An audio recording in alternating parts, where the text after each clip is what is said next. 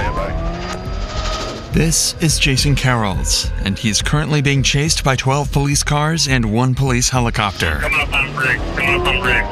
We stuck in a little bit of traffic here. The reason is that just a few hours ago, he killed all 3 of his children to get back at his wife for divorcing him. What is going on? I don't know. Why'd you do it? I think I felt like I was saving them. However, this car chase would end in a disaster. Steel bridge coming up. He's swerving.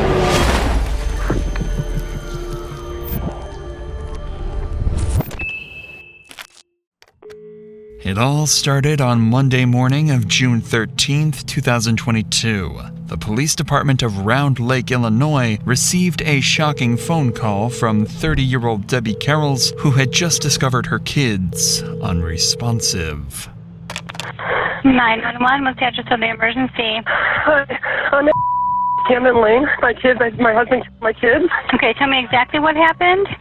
I came home to take the kids, and they're all on the bed, and they're...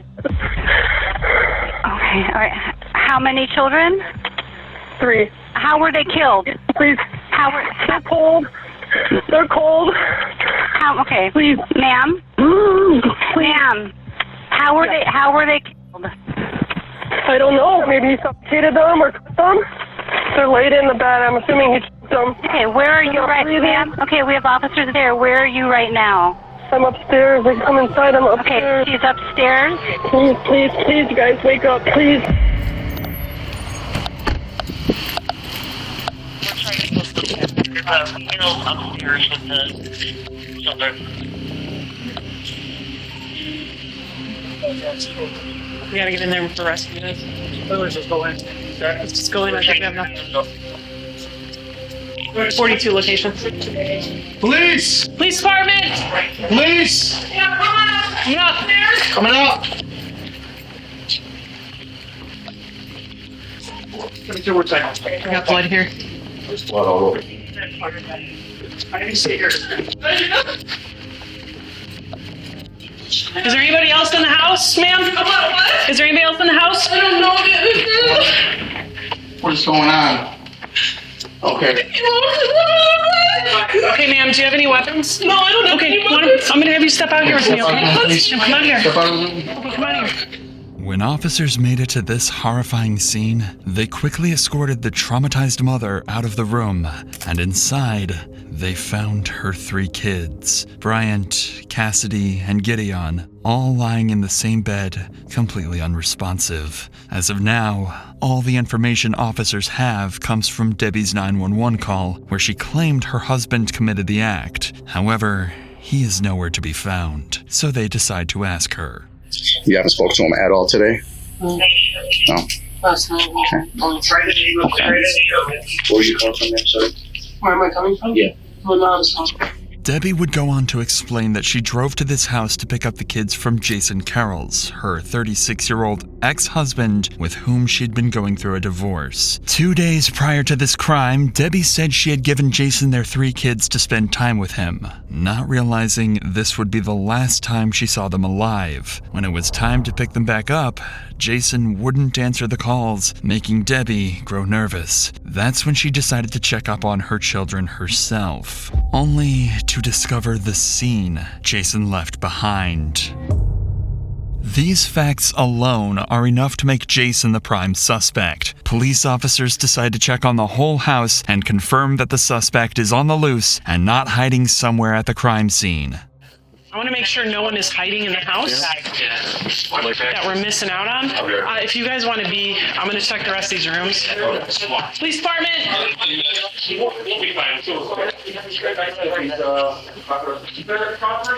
I got a knife in the bathroom. You got a knife there? I got a knife in the bathroom. Okay. Hey, let's leave the house.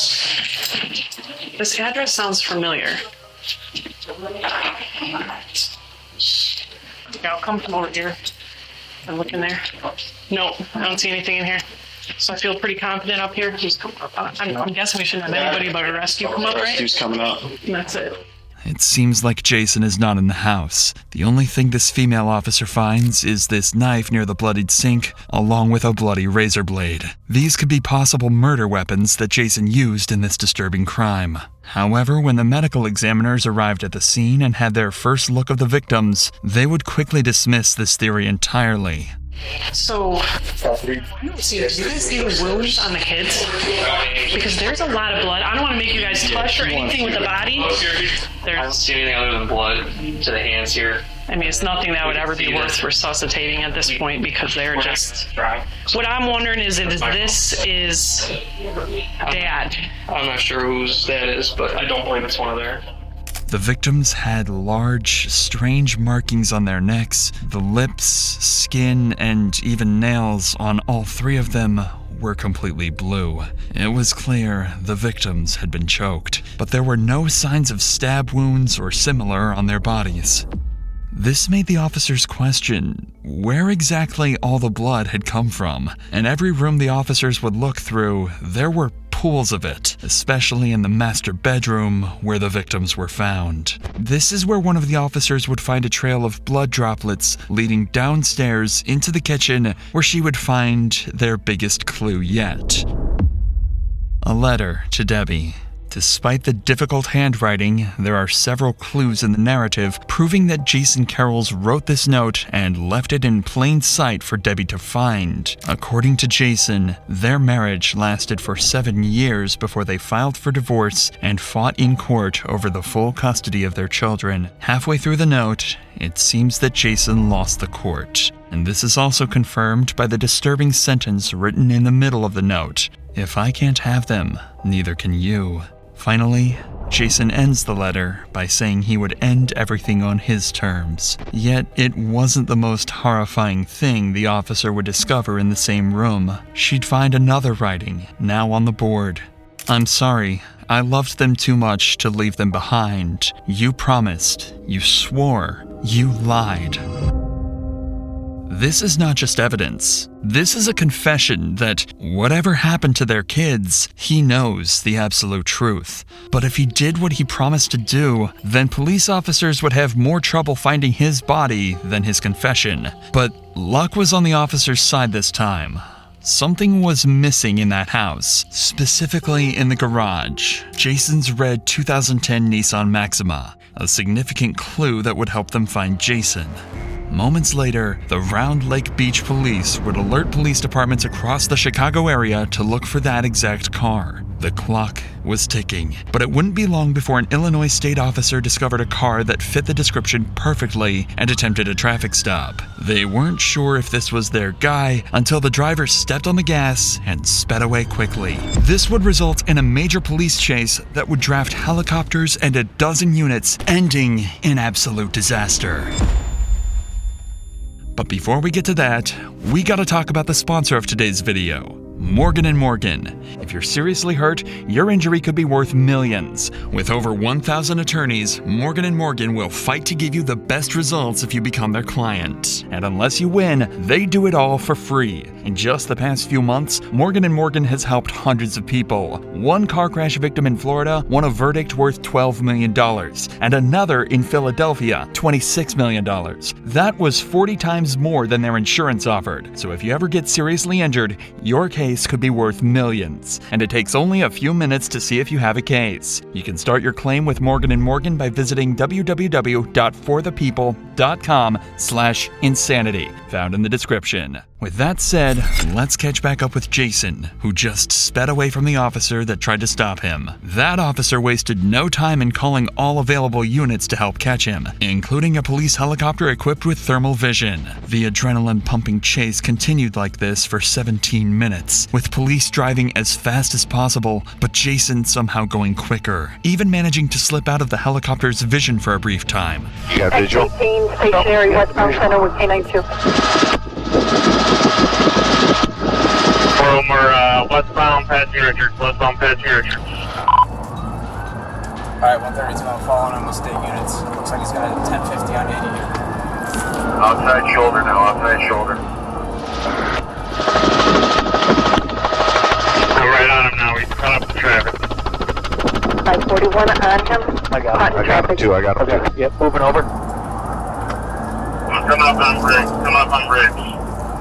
Outside shoulder.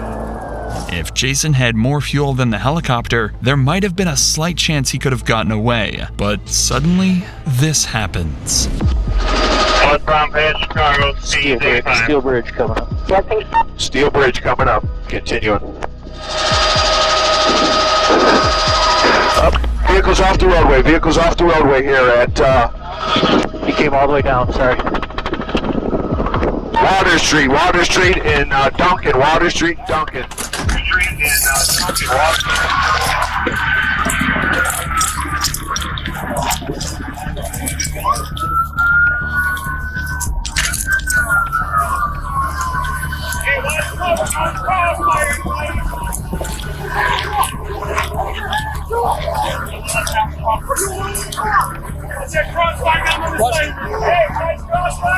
I can't see. Can you see? I got no eyes on him.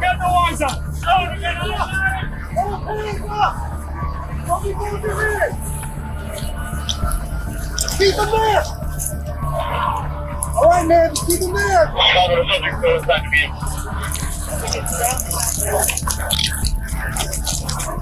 Don't move here. I know you're fucked up, boy. Don't move. Can you see his hands? Yeah. Put your hands here. Keep him up. No, I'm not going to shoot you.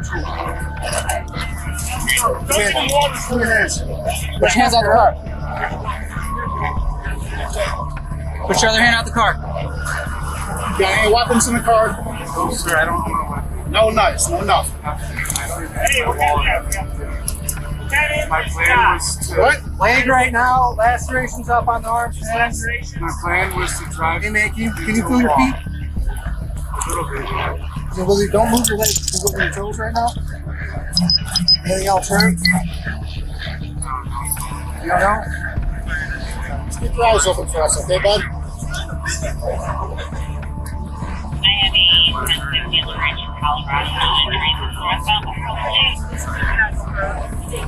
What's that?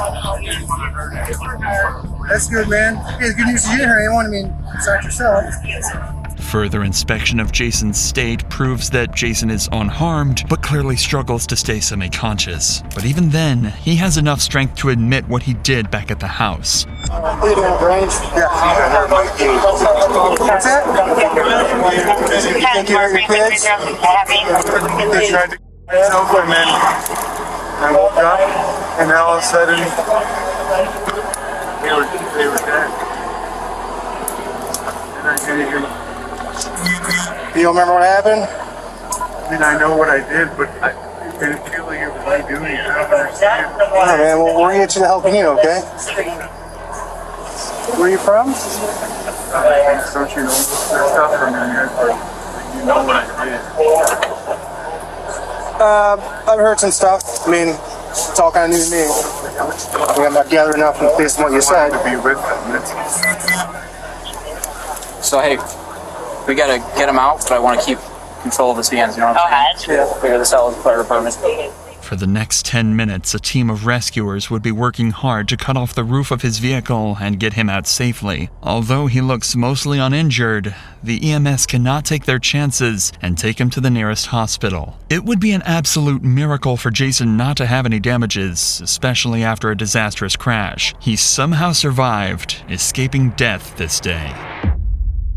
But the person he couldn't escape, no matter what, was Detective Barrera. After being informed of Jason's stable condition, he and his partner were dispatched to the hospital. Their only goal was to get as much information out of Jason as possible about what had happened hours earlier, but more importantly, why it happened. To do this, they'd start with talking about his relationship to his former wife and the mother of his children. So what's going on in your wife, man? I mean, so my understanding that you guys had some issues, or well, my side of it is you can go and look back at like text messages, phone calls, like since we met each other. I've always complained about how she makes up things to justify how she treats me. And I put up with it because I have no self-worth. And then she's always like manipulated me and they put me down and been mean to me. the only time like I've really been mean to her is when it's like I'm not even being mean. It's more like if like she says something mean or rude that's not true to hurt me, so I say something mean back because I know if I say something mean, she'll tell me the truth. Clearly, this doesn't make much sense. It seems like Jason might be trying to portray his wife as a manipulative and toxic partner. However, it's hard to tell if this is a genuine feeling or simply an attempt to gain sympathy from the officer. So Detective Barrera decides to keep digging. So, what all transpired today? I mean, you guys are married still, from my understanding, or Separated. you guys are separated, but legally still married? I found out the day before yesterday that she cheated on me and left me for another guy the day after my birthday. Okay. And then she's been keeping the kids from me, but she claims that she hasn't. But the truth is I thought she was keeping the kids from me. But the truth is she was seeing somebody instead of like calling me with the kids. And so, you know what I'm saying? Like, I found out she was cheating and she was lying, just lying to me. And like I was just very adamant about it. Because like when you're with someone for 7 years, like you know their poker face, you know when they're lying to you. I get you. Like, especially someone that lies as much as she does to me and yourself. Jason is describing his wife as manipulative, mean, and the problem in their relationship, which seems unlikely given what they know he's done. This conversation is going nowhere, so the officer decides to move on to more important things. What happened to the kids?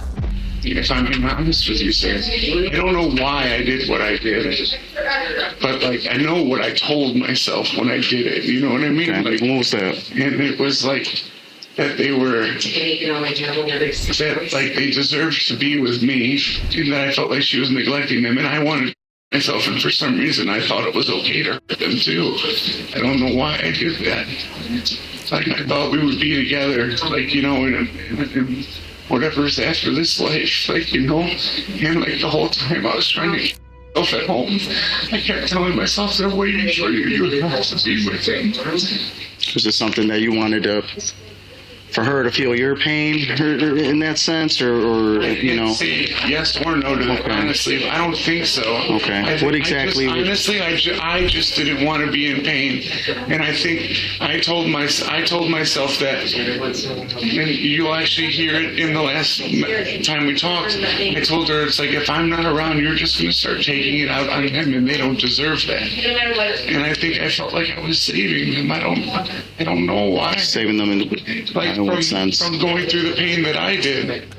It's almost as though he believes what he did was reasonable, at least in the moment he did it. If this is indeed the case, it's likely he is genuinely mentally ill, which means he had limited control over what he did and can claim that in a court of law. But regardless of if he is mentally ill or not, detectives still need to build a case against him. So they decide to dig deeper into what exactly he did to his kids. Just kind of walk me through today, kind of what was going on. How were the kids? Were they joyful, playful? They were awesome. Yeah? I mean, they wasn't like frustrating? Like this was yesterday and the day before. What was? I did everything I did, I started doing this morning at 1 a.m. So 1 a.m. is when everything happened? Yes, sir. Okay, so what was going on? Because I know you guys spoke on the phone yesterday, right? Yeah. What time did your guys' phone call end?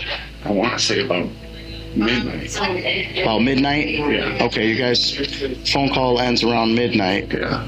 And then what happens? Were you drinking? You say you don't drink, right? Okay. No. Hey. No, absolutely. Okay. So then what kind of happened? What kind of triggered you after the phone call ended? Were kids sleeping or were they up? We were Everybody watching TV, and then I knew I had to give him a bath. Yeah. And like I don't know, like I just, something in my brain snapped because of the things she said to me on the phone. What was it that she said? It's weird because she did say some nice things to me in the end, but it's like, she said that I was nothing, that I deserved nothing, that I was a terrible father, a terrible husband, and like all these things, and it was like, I don't know, like something snapped in me, and I know that makes it seem like I was trying to get back at her, but it was like, it was never about getting back at her. It was about as fucked up as it sounds, was doing something for myself. Okay. And like, that's what I told myself at least. The detective makes a final note and leaves Jason on a little break before they can continue questioning. There might be something Jason hasn't mentioned yet. Something like a sheet of paper with his handwriting lying on a kitchen table and a short note on the board. Detective Barrera comes back shortly after and informs Jason that there will be cops watching him for the next 24 hours to make sure he doesn't run away or try to harm himself. Barrera then recites the whole timeline to ensure they're on the right track, with Jason making minor adjustments to the story, and eventually Barrera stops to question Jason about one final crucial detail. One thing I did want to ask was, so I know one of the officers noticed there was a note left on what was in the kitchen. Yeah. Now, was that when you left the house? So like, something snapped at me. I wrote the letter and then I did it.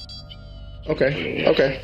That makes sense then. I haven't seen it, so that's why I was just looking for some help there. So I think it starts off like I mentioned about how she swore on the kids' lives that she wasn't cheating on me, and like, you know, and then I said I hope it was worth it. It was like, it wasn't like I hope it was worth it, I'm getting back at you. I was hoping it worth it, like you pushed me to do something for myself. Like, kind of. Okay. So she swore on the kids' lives that she wasn't cheating on you. Yeah.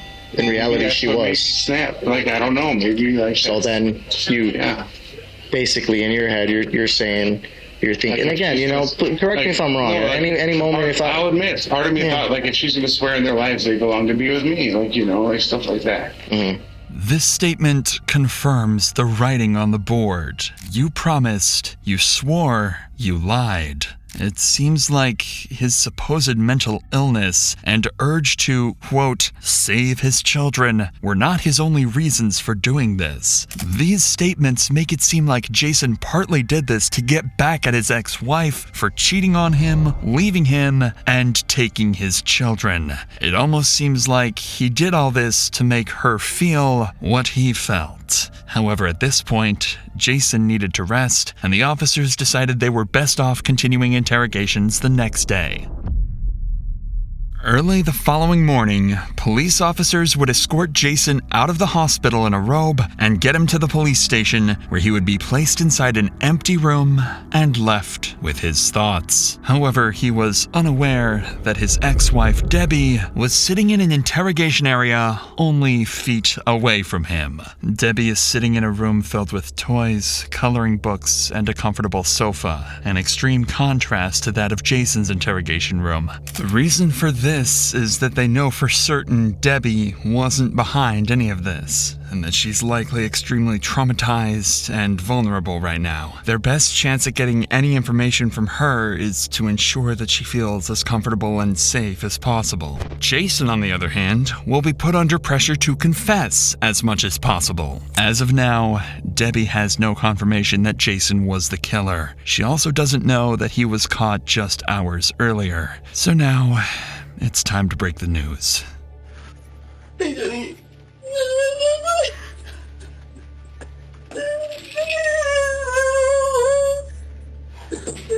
I know we spoke earlier.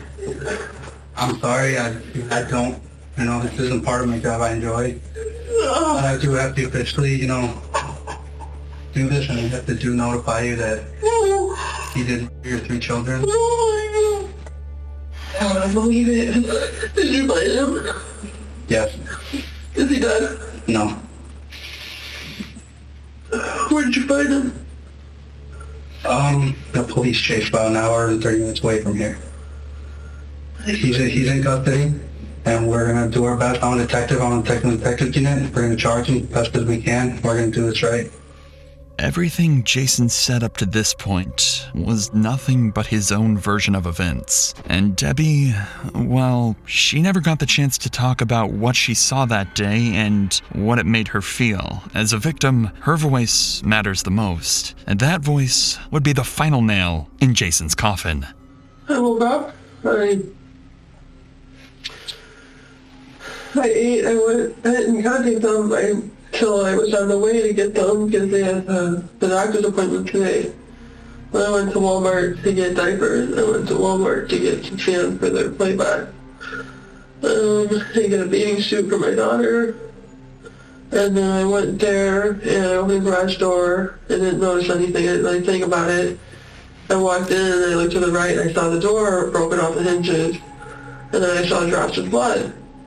And then I turned around and looked in the garage and I saw that his car was gone. I started calling him because I thought maybe he took the kids or went somewhere. And then I heard his phone upstairs. So I started walking up the stairs and I just saw more blood and then just started saying to myself, no, God, please no, please no. And I go in the room and I saw all three of them there on the bed. And they were waking up. They were so cold. While Debbie was spilling her heart out, little did she know, Jason was sitting in the room next to her, staring down into the emptiness. Her ex-husband, the father of their kids, and a vicious murderer. It's hard to understand what he thinks at that moment, the memories he had with his children, or the regret he feels for making them leave this world too early. After 10 minutes of complete silence, Detective Barrera returns to the interrogation room for his second and last conversation with Jason, with no idea that he was about to discover a major piece of this story that could have prevented this entire massacre from ever happening. How's your work situation? Do you work during the weekend? No, I don't work at all. That's why I felt like I should be watching and seeing them a lot more. Okay, all right. How long have you been unemployed? Since December. Since December? Okay. What'd you do before? I worked at Bob's Crab House. Bob's as a waiter. Okay. You still keep in contact with your coworkers there? No? Okay. So, ever talk to any of them? I did reach out to one of them after I found out that he was cheating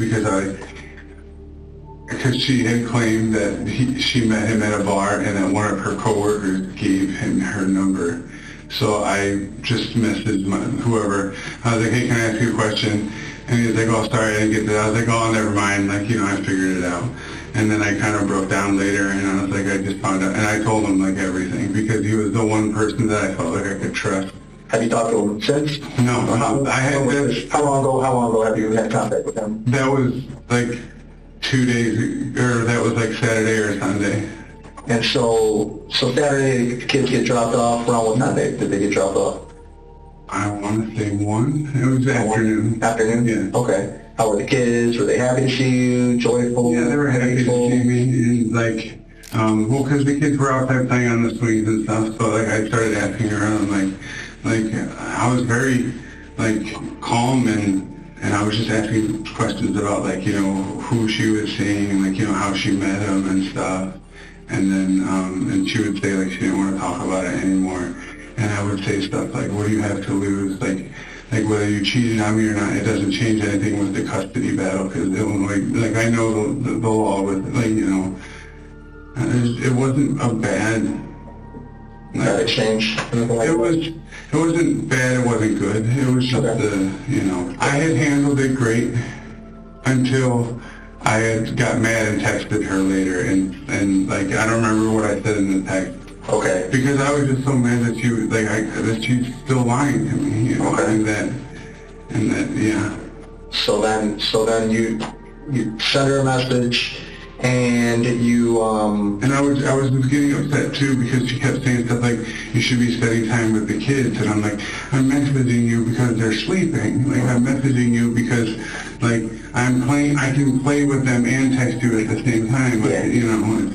With all of these events combined, there would be one last phone call that pushed Jason to his limits. But that same phone call could have prevented this murder, if not for Jason's hatred. And you mentioned it was the phone call that kind of set things off, maybe. That's the thing, like, I mean, there was a phone call, and then about a half hour, 45 minutes later is when I started everything. But like, even the phone call, it's like it ended well. You know, like it had a great ending. Even the phone call, like she was willing, sounded like she was willing to work with me and stuff. But I think I just didn't believe it. Like, you know, and I just didn't want. I know it sounds up, it messed up, but I just didn't want. I didn't want this to end. Like, I wanted to be with them forever. And I felt like this was the only way. It sounds like Jason actually was close to resolving a lot of his frustration with Debbie. But something after this call and before the attack must have triggered him to go through with this insane and horrifying plan. Like, I don't mean, like, I don't want to hurt her, but I'll say some things sometimes to hurt her because she hurt me. And like, but I wasn't doing it to hurt her. Like, that was not my intent. Because like, if that's what I wanted, I would have, if I really wanted to hurt her, I would have stayed home. I would have waited for her to see the kid like that, and I would have hurt her too. Okay. You know what I mean? Like, I would have. I believe you, Jason. Yeah, I don't think by any means am I sitting here saying you wanted to hurt her. You know, I mean, again. I don't want to hurt anybody. Okay. Now let me ask you this. Now, you knew at some point she would come and find you guys.